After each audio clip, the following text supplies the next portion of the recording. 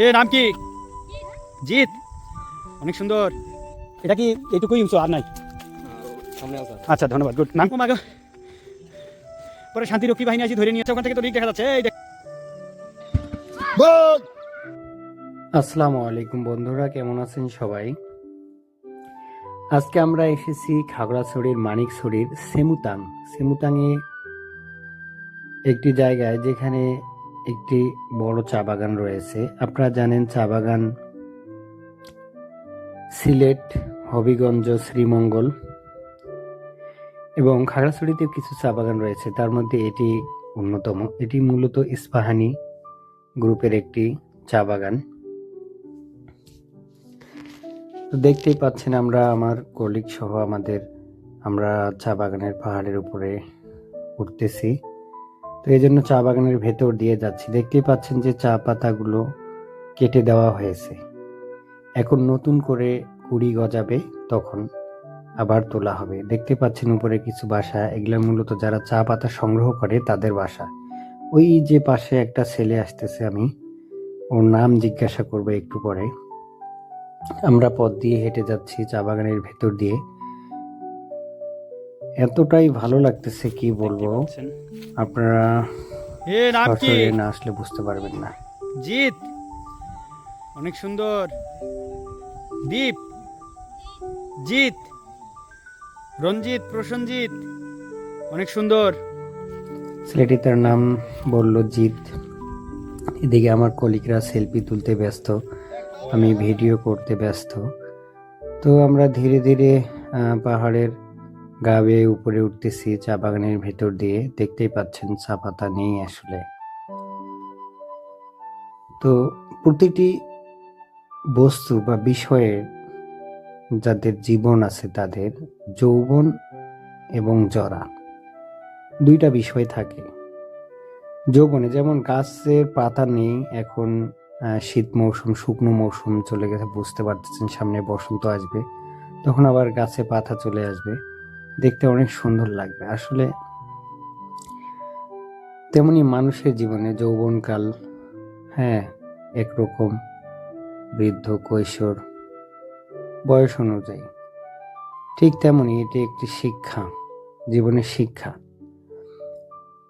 পাতা আসলে একরকম, না আসলে আর একরকম। কতই না সুন্দর চা বাগান।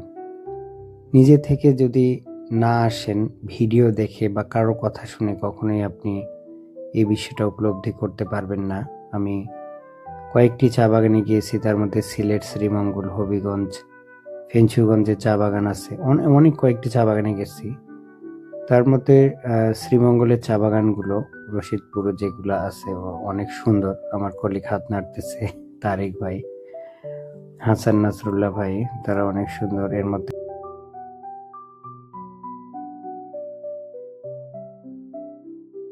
এর ফাঁকে আমরা একটু ঘুরতে আসছি।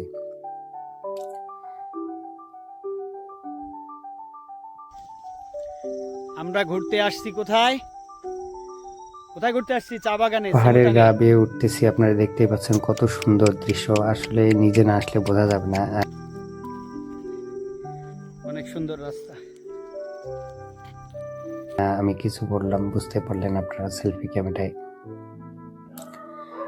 সামনে হাঁটতেছি, এখন আমরা কিন্তু পাহাড়ের ধীরে ধীরে উপরে উঠতেছি। ওই দেখেন নিচে চা বাগান দেখা যাচ্ছে, বোঝা যাচ্ছে না কারণ পাতা নেই। গাছে যদি পাতা থাকতো তাহলে বোঝা যেত, মানে অনেক সুন্দর লাগতো, সবুজের সমারোহ।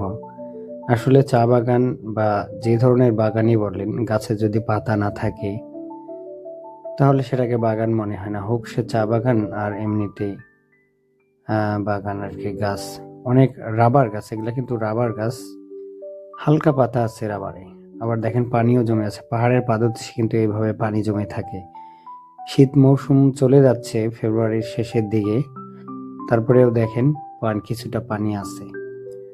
মূলত চা বাগানে পানি, এই পানিগুলো থেকে পাম্পের মাধ্যমে দেওয়া হয়, আর বৃষ্টির সময় তো পানি দেওয়া লাগে না। প্রাথমিকভাবে এই পানিগুলো দিয়ে একটু হালকা সেচ কার্য চালানো হয়, যাতে করে গাছে পাতা চলে আসে। তো দেখতে দেখতে আমরা পাহাড়ের উপরে উঠতেছি। সামনে একটি ভাইকে দেখা যাবে যে চা পাতা সংগ্রহ করে, কিন্তু মাঠে গরু নিয়ে গেছে উপরে। অবিশ্বাস্য বিষয় হলেও সত্য যে এজন্য সময় পেলে বাহিরে ঘুরতে যাওয়া উচিত, বিশেষ করে পাহাড়ে। আর একটা বিষয়, পৃথিবীতে আপনাকে জীবজন্তু মানুষ ধোঁকা দিতে পারে, কিন্তু প্রকৃতি কখনো আপনাকে ধোঁকা দেবে না। এই জন্য বছরে একবার হলেও বাইরে ঘুরতে যাওয়া। হয়তোবা চা বাগানে পাতা নেই, গাছেও পাতা নেই, সবুজের সমারোহ নেই, তবুও প্রকৃতি আছে। এটা কি এইটুকুই উঁচু আর নাই? আচ্ছা, ধন্যবাদ, গুড। নাম কি আপনার? এনারা অনেক অনেক কষ্ট করে। আসলে বাস্তবতা অন্যরকম। আপনি ভাবেন, একটা পরিবারের একজন মানুষ সারাদিন কাজ করলে শুধুমাত্র 200 টাকা ইনকাম করতে পারে, যা দিয়ে কোনো রকম জীবনযাপন করে আছে। সূর্য ডুবে যাচ্ছে, দেখতে পাচ্ছেন, রক্ত লাল হয়েছে। আসলে গোধূলির সময় একদম ডাস্ক আর কি, গোধূলি, সন্ধিক্ষণ বলা হয় এই সময়টাকে। অনেক সুন্দর, একটু লাইট কম, কিন্তু ভিডিওতে লাইট আছে। আসলে আমরা অনেক উপরে চলে আসছি। এটা ক্যামেরা, আসলে সবকিছু ক্যামেরায় দেখানো তো সম্ভব না। তারপর একটা নালা দেখেন, যখন চা পাতাগুলো গজাবে তখন ঠিকই ভালো লাগবে। এই গরুটি কিন্তু মাঝে মধ্যে চা পাতাও খাচ্ছে। এত দামি জিনিস আমরা পাচ্ছি না, গরু খাচ্ছে। একটি দূরে একটি মসজিদ, এবং ওই দেখেন আমাদের কোম্পানির একটি রিগ, যা দিয়ে গ্যাস অনুসন্ধান হয়। পাশ দিয়ে পাখি উড়ে গেল, অনেক সুন্দর। ভাষায় বোঝানোর মতো আসলে উপায় নেই যে চা বাগান কত সুন্দর। যদিও পাতা নেই, পাতা নেই তো কি হয়েছে, চা বাগান তো আছে। আসলে মনের শান্তিটাই আসল। একটু ঘুরতে আসছি, ওই যে দূরে দেখেন, দূরে জুম করছিলাম, ওখানে আসলে পাতা গজাইছে কিছু, এখানে হয়তো নাই, 2-1টা করে পাতা গজাইছে। আসলে ঘুরতে আসাটাই আসল ব্যাপার। চা পাতা থাকুক বা না থাকুক, রোদ উঠুক বা না উঠুক, ওই দূরে একজন বসে আছে, মূলত উনি চা পাতা সংগ্রহ করে, এখানকার মনে হয় গার্ড। তারপরে এই এলাকায় শান্তিরক্ষী বাহিনীর একটা ঝামেলা আছে, আমাদেরকে নিষেধ করেছে যেন সন্ধ্যা কোনোভাবেই পার না হয়, আমরা যেন তাড়াতাড়ি ক্যাম্পে ফিরে যাই। তো সেই অনুযায়ী আমার কলিগরা আবার আমাকে ডাকতেছিল, ওরা আগে চলে গেছে, আমি ভিডিও করতেছিলাম, এই জন্য দেরি হয়েছে। আমিও এখন চলে যাব। দেখেন এই পাশটা অনেক সুন্দর, যদি ড্রোন থাকতো তাহলে দেখানো যাইতো।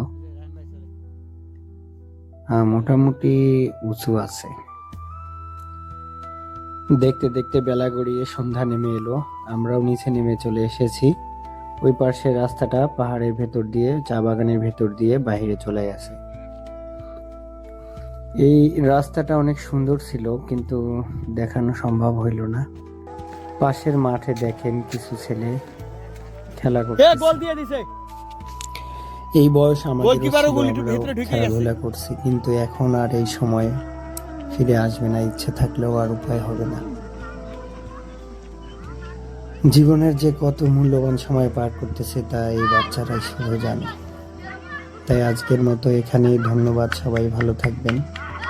আমার ভিডিওটি ভালো লাগলে অবশ্যই চ্যানেলটিকে সাবস্ক্রাইব করবেন, একটি লাইক কমেন্ট করে আপনার মতামত জানাতে ভুলবেন না দয়া করে। আর যেখানেই আছি, যেভাবেই আছি, আল্লাহ তাআলার কাছে দোয়া করবো যেন আল্লাহ তাআলা সুস্থভাবে রাখে এবং সঠিক পথে চালনা করে। এই প্রত্যাশা রেখে আজকের মতো এখানেই, ধন্যবাদ। আল্লাহ হাফেজ, ভালো থাকবেন।